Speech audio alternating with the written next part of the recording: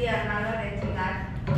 आपल्याला आपण शाळेत असतो की आपण काय करतो तेव्हा आपल्याला जे कौतुक होतं की आपण काहीतरी केलं तर आपल्याला पुरस्कार मिळतो, त्यापेक्षा आज आजोबांची नात म्हणून तुम्हाला सत्कार झाला त्याचा मला खूप जास्त आनंद होतो. आपली स्वतःची ओळख नाही पण आजोबांची नात वैजंती अर्नाळकर त्यांच्यामुळे जी मला आज ओळख मिळाली त्याचा मला खूप अभिमान वाटतो की पहिल्यांदाच की आपल्याला स्वतःचं कर्तृत्व नाही की दुसऱ्याच्या ह्याच्यावर आपल्याला अभिमान वाटतो, याचा मला खूप अभिमान वाटतोय. आजोबांना सगळे बाबूराव अर्नाळकर म्हणून ओळखतो पण माझ्यासाठी ते माझे दादा आहेत. आम्ही त्यांना सगळे दादा म्हणतो. म्हणून दादा म्हणजे मी 90 वरती माझा जन्म आणि दादा 96 ला गेले. जेमतेम 2 वर्ष मला त्यांचा सहवास मिळाला. तर म्हणजे मला आठवत पण नाही ते कसे दिसतात, पण माझ्या बाबांनी आत्यानी जे काही त्यांच्याबद्दल सांगितलं त्याच्यावर मी त्यांना ओळखते. ते मला लाडाने बाबा म्हणायचे की आला माझा, त्यांना दिसत नव्हतं पण तरी मी त्यांच्या जवळ गेले की त्यांना समजायचं की हा माझा बाबा आला. ते मला बाबा म्हणून हाक मारले, ये बाबा बस, काय करतो, जेवलास का, झोपलास का, असं ते म्हणायचे.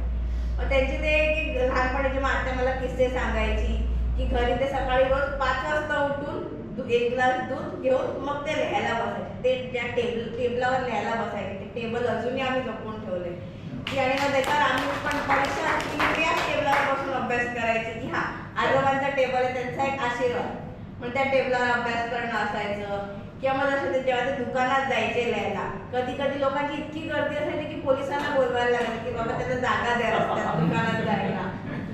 असे पण किस्से आहेत त्यांचे.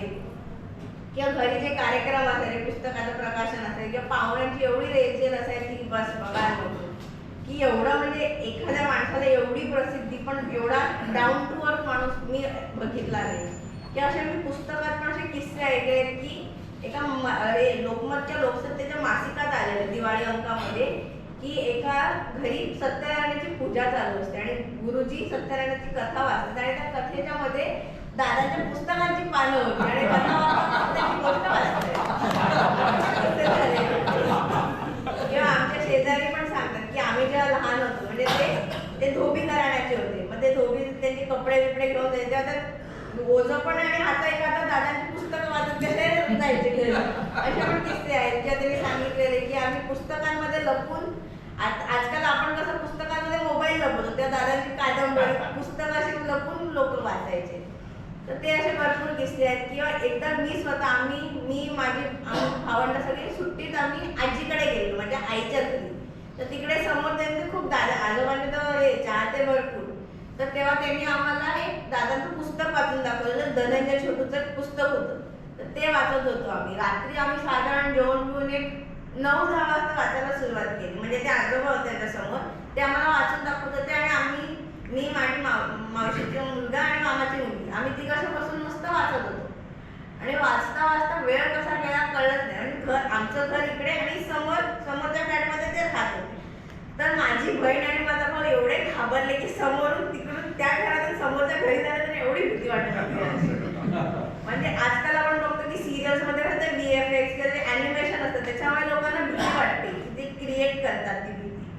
पण मला आश्चर्य हे वाटतं की एखाद्या माणसाच्या नुसत्या लिखाणाने समोरच्याच्या मनावर एवढी भीती की हा की नाही बाबा आता आपण जर घराबाहेर पडलो खरंच कोणतरी आलं चाकू घेऊन तर काय करायचं, अशी भीती होती. आणि त्याचा मला खूप तेव्हा काही समजायचं नाही, तेव्हा लहान होतो आम्ही. म्हणलं हा आपण गोष्ट वाचतोय तशी ऐकायचो आणि आम्ही सोडून देतो. पण आता जेव्हा विचार करतो आपण बाकीच्या लोकांची पुस्तकं वाचतो किंवा इव्हन टीव्हीवर जेव्हा बघतो तेव्हा आपल्याला वाटतं शब्द किती सोप्याप्रमाणे तुमच्या मनावर एक छाप पाडून जातात आणि त्या शब्दाचा जर योग्य वापर केला तर एक पिढी घडते अख्खी किंवा त्या शब्दाचा चांगला उपयोग होतो हे आहे. किंवा इव्हन मी शाळेत असताना पण मी लोकांनी तुझं नाव काय वैजंती जयंत अर्नाळकर पुढे बाबूराव अर्नाळकरांची नात आहे आम्ही असं मी पहिले ते सांगायचे. माझी ओळख नव्हती, दादांची नात आहे हे मला एक मोठा अभिमान होता.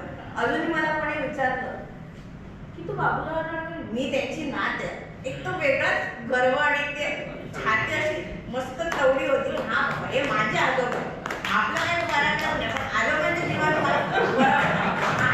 हे माझे आजोबा.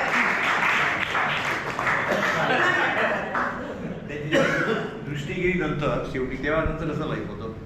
नंतर मी तर मानतो मला काय माहिती नाही, ते तर मग शेवटी आजारच होते. त्याच्यामुळे त्यांची ती आत्मचरित्र होतं वैतरण्याच्या काठावर ते पण त्याच्यामुळेच अर्धवट राहिलं. त्यांची दृष्टिगिरी आणि त्यांचं लिखाणच बंद झालं. मग ते आपल्या घरी बसून आपले रेडिओवर मॅच ऐकत बसायचे किंवा कोण पाहुणे आल्याशी गप्पा मारा, हे ते सगळं चाललेलं असायचं. त्याच्यामुळे बरीच मजा करायचो आम्ही तेव्हा. आजच्या मला एक किस्से किंवा लहानपणीचे फोटो ते बघून मग मला समजलं की हा माझे आजोबा असे होते. त्यामध्ये दुकानात जाऊन बसणं, पुस्तकं, इव्हन जेलमध्ये जेव्हा ते गेले तेव्हा मग आत्या सांगायची की दादा जेलमध्ये गेले की किंवा त्यांना पत्र यायची. आता आपण जो बोलतो फॅन क्लब किंवा फॅन मेल, जी क्रेज आता आहे तेव्हापासूनची म्हणजे आत्या सांगायची आमच्याकडे कमीत शेवटी जेव्हा आम्ही संकेतला राहायचो तिकडचं घर जेव्हा आम्ही सोडलं आणि नंतर सगळे वेगवेगळे झाले तेव्हा कमीत कमी 3 गोणीभर पत्र होती. पत्र व्यवहार होता 3 गोण्या भरून. आम्हाला प्रश्न पडला एवढा ठेवायचं काय किंवा गाळायचं काय. आणि एक पत्र पण इतकी सुंदर असायची की लोक विचारायचे झुंजार कुठे राहतो, आम्हाला झुंजारचा पत्ता द्या, आम्हाला त्याला भेटायचंय. धनंजय कुठे राहतो, तो कधी आम्हाला भेटायला मिळेल, अशी लोकांची पत्र असतात. आणि लोक खरं जायची शोधायला. आणि मला पण असं ती नावं पण एवढी भारदस्त होती की ती ऐकूनच असं वाटायचं वा, एकदम अट्रॅक्टिव्ह आणि अशी आकर्षक होती की धनंजय, झुंजार. आजकालच्या काळात आपल्याला त्याची नावं विचार पण इमॅजिन पण नाही करू शकत की झुंजार, धनंजय. नंतर मूर्खांच्या नंदनवनात, मला पण वाटतं मूर्खांच्या नंदनवनात म्हणजे काय असं वेड्या गाव जिकडची मूर्ख लोक राहतात असं वाटत. लहान होते काय समजत नावांना आपण एक गॅस करतो तसं वाटायचं.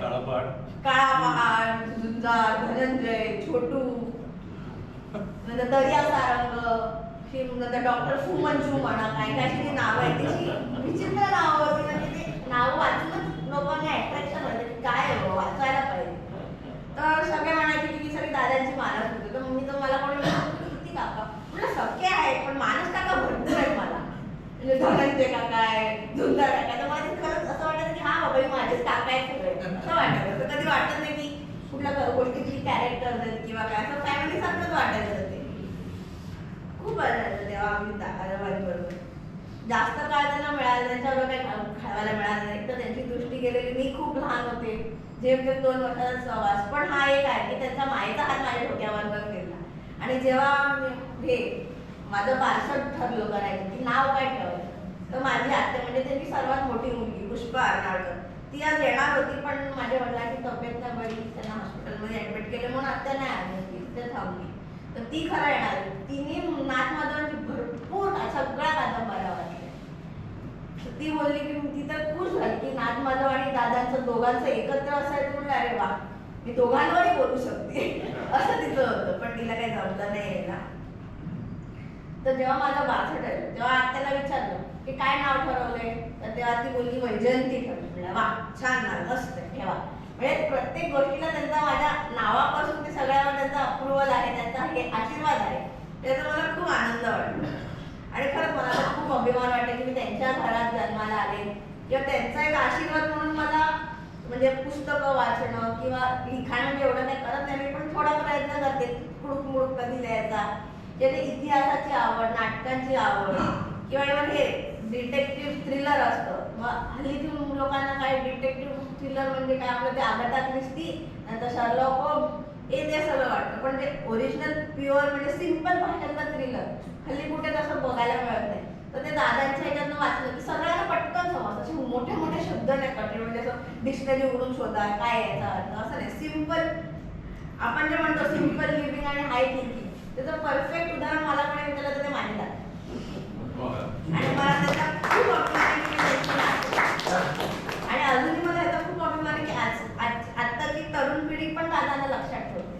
म्हणजे माझे असे काही मित्र मैत्रिणी बरेच लोक आहेत की त्यांना माहिती आहे की बाबूराव अर्नाळकर पडवळ त्यांचं काम वाचलं नसेल, पण त्यांना माहिती आहे की हा बाबूराव अर्नाळकर नावाचे रहस्यकथाकार लेखक होते, त्यांनी अशी अशी कॅरेक्टर्स लिहिली. त्यांना एवढं बेसिक आता विकिपीडिया म्हणा गुगलमुळे ते कळतं पण आहे. तर त्याचा मला एक खूप अभिमान वाटतो. थँक्यू.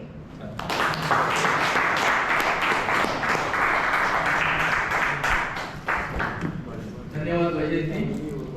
अतिशय उपयुक्त आणि युजफुल असं मनोगत व्यक्त केल्याबद्दल. तर या ठिकाणी आपण सगळे आलात, कार्यक्रमाची सांगता करण्याची वेळ झालेली आहे. कार्यक्रम संपून नये असा सुरू राहावा असं प्रत्येकाला वाटतंय मनामध्ये. तरी साहित्य संघाच्या अध्यक्षा प्राध्यापिका